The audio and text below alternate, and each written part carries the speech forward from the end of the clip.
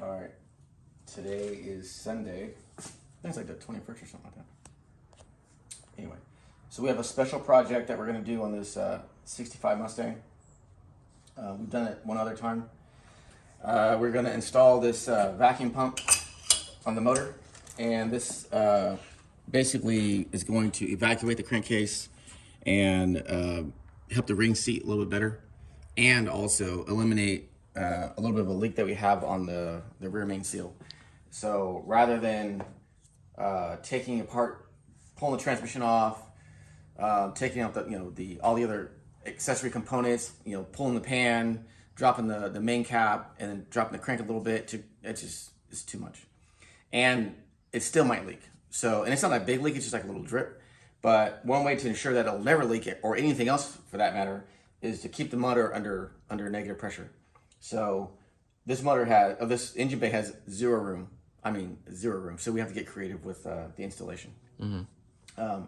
So this is a pump from GZ Motorsports, and has a canister here to basically catch the oil vapor and let the oil vapor condense, and then you just drain it out periodically.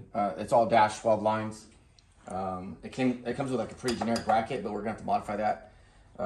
We're gonna use this bar clamp to mount the can, and I had to modify yesterday. I don't know if it's on here. Yeah, it's on here.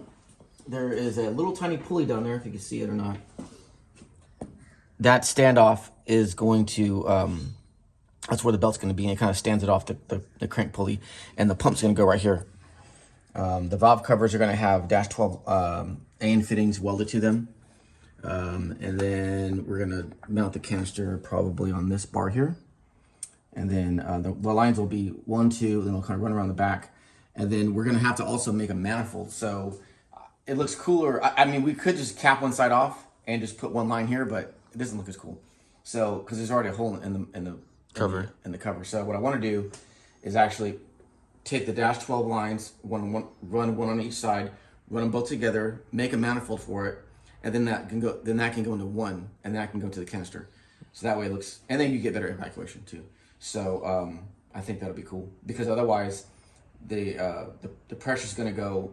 It's going to basically, everything's going to go from this side, or I should say, whatever is on this side of the motor is going to have to travel across the underneath the crankcase, right, and then go to the other side. So it'd be better just to evacuate both sides. So we're going to do that today. Yesterday I did the pulley. I'm welding the bungs into the valve covers now, and Andrew is going to, you gonna mount the canister? Yeah, I can mount the canister. Mount the canister, and then you can think about how we're gonna mount the actual pump. Mm-hmm. I probably have about an 1/8 inch of room. That's it, to get that pump in here. This engine bay is really compressed. As you can see, the fan's barely. I mean, it works, but it's just really tight. So we're just gonna have to be creative with it. But at the end of the day, it's gonna perform better, and it's not gonna have any leaks. So the pump was about $1,200, I think it was $1,200-$1,300, something like that. And it came with some fittings, some clear line that we're not going to use because it's ugly, and it came with the pulley and all the supporting equipment. But we did have to buy some AN fittings from Performance Auto last night that I want to run, because the engine bay is black. I want to run the Red Horse dash 12 elbows 90s. That way it looks really cool, because the whole point is to make it look cool and be functional. So yeah. And then we bought some some Aeroquip push lock lines that won't collapse under vacuum pressure. So we got to work cut out for us, but it shouldn't be too bad. So I would like to get through most of it today, and then maybe the lines up tomorrow or something like that. So I think if we can get the pump mounted, that's the biggest thing. That's the biggest thing. Yeah, because you'll see in a minute once we get to that point, it's kind of a pain. So yeah, okay. But yeah, anything to say about that? No, you pretty much struck it on the head. Yeah. So this is a car that we built, by the way, like 7 years ago. Like 7 years ago. So I mean, maybe more than Andrew was like that big. So yeah, it's been a while. But yeah, so I may recurve the stripper. I think it needs a little more time, but we'll get to that point. Yeah, that's it. So all right, I got the fittings machined. These are dash 12s that I machined to fit the valve covers. It's gonna fit just like that, and the other one's over here. they're two. One is anodized, but I just machined it off, so just kind of machine it like that. So I'll set this up for welding, and once it's welded, then I can put the valve covers back on, and we're gonna install the nice fittings. It'll be, let's see, well, they look like this. I'm just gonna go like that. So once I do that, clean them up, and then go through the rest of it. Green Sally up, and Green Sally down. Last done start, gotta tell the ground. Green Sally up, and Green Sally down. Last done start, gotta tell the ground. Green Sally up, and Green Sally down. Last done start, gotta tell the ground. Green Sally up, and Green Sally down. Last done start, gotta tell the ground. Green Sally up, and Green Sally down. Last done start, gotta tell the ground. Green Sally up, and Green Sally down. Last done start, gotta tell the ground. Green Sally up, and Green Sally down. Last done start, gotta tell the ground. Green Sally up, and Green Sally down. All right, so got the bungs welded in. There's one there, you can see better there, like that. And there's one welded over here, like that. So now I just need to put these on. This is a Red Horse dash 12 fittings. So let's see if I can open this with one hand. There you go. So it's gonna go in here just like so.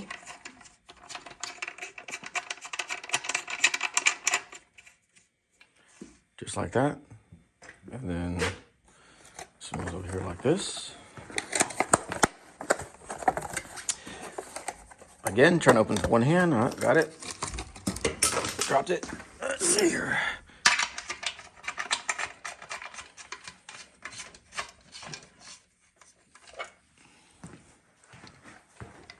So this is gonna go just like that. It'll probably go like this, actually.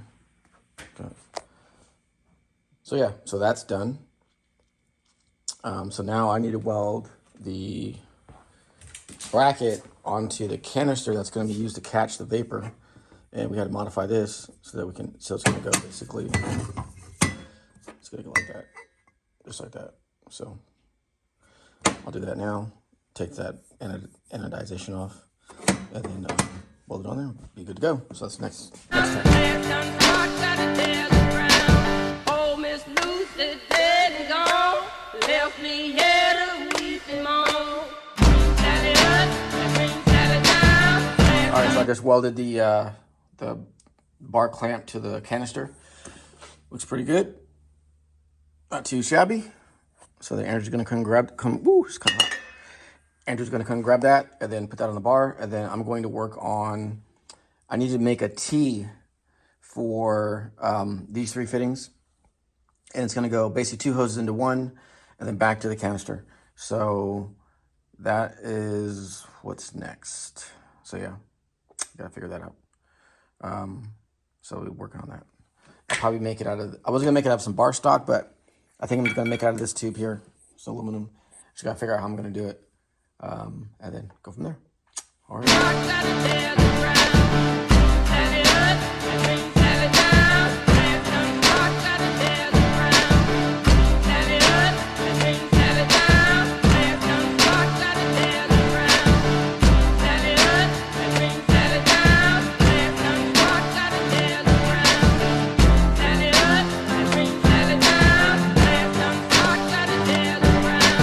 Oh, Miss Lucy dead and gone, left me here to weep and moan. Sally up, and Green Sally down, last done start, gotta tell the ground. Sally up, and Green Sally down, last done start, gotta tell the ground. Sally up. All right, just finished the manifold. As you can see here, dash 12s or T fitting. So we'll add another straight on this side, and then that part's finished. So now we just need to mount the pump, and we should be good to go. Alrighty. All right, so I just modified the bracket that came with this pump. I had to cut it up and do all kinds of bunch of stuff to it. But so basically, I cut it here, cut it in half, set this on here, welded it there, and then welded it here It's gonna go put spacers that came with the kit for probably for something else, but it ends up working out pretty good. So this is gonna go like so. It goes like that. And then I haven't put the bolt in all the way yet. And then there's another bolt that's gonna go here. Like so. It's gonna go like this. And there's a nylock bolt that goes on this. So when you put it together, like that. So basically, it's just gonna go like that. Well, if that was tight, it would be going back and forth like this. Like that. Yeah, adjust it. So so yeah, it's pretty much done. The upper mount is right here. I don't know if you can see it or not, but that's that. That goes into the block as well. So they're both block mounts. And then this here, I gotta modify the part that goes on the crank because it's probably a little too close. Let me see. It might rub a little bit. Yeah, it's probably a little bit. It'll be really close, but so yeah, that's it. I'm gonna go grab that 120 degree elbow that you bought. It's on the valve cover right now. Oh, I guess I wonder, yeah, because it needs to go like kind of like this. Mm-hmm. So yeah, what do you think? Yeah, looks good to me. Talk about tight fit, huh? Mm-hmm. Dude, I was like, for like a half a second, I thought it wouldn't work, but I was like, nah, there's no way we can't make this work. Yeah. I didn't want it to hang out too far, but yeah, I mean, it's sheet tight. So it's thingy, there's no space. I'm gonna go ahead and tighten this up real fast.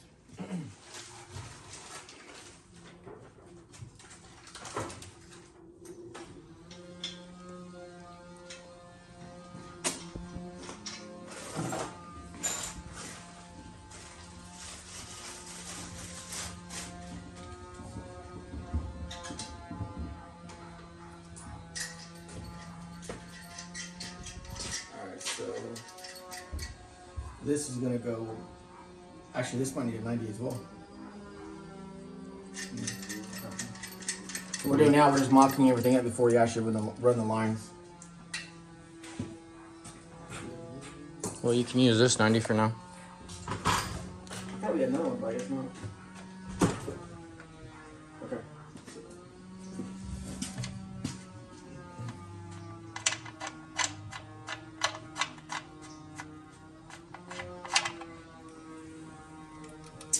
All right, so this is gonna go like this. My guess is it'll be about like this, kind of like that. Have it facing, it'll go up and around.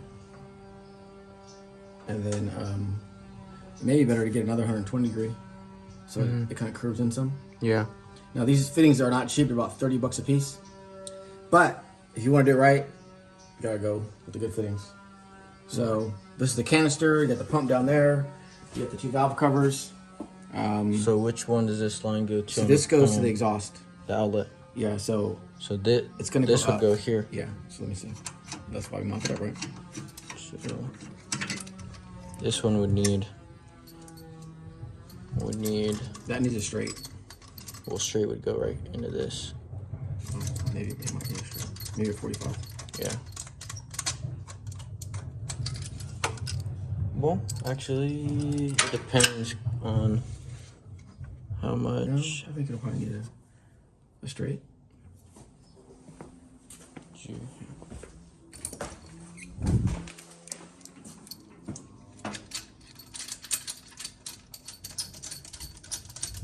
The blue fittings came with the kit, so that should be okay.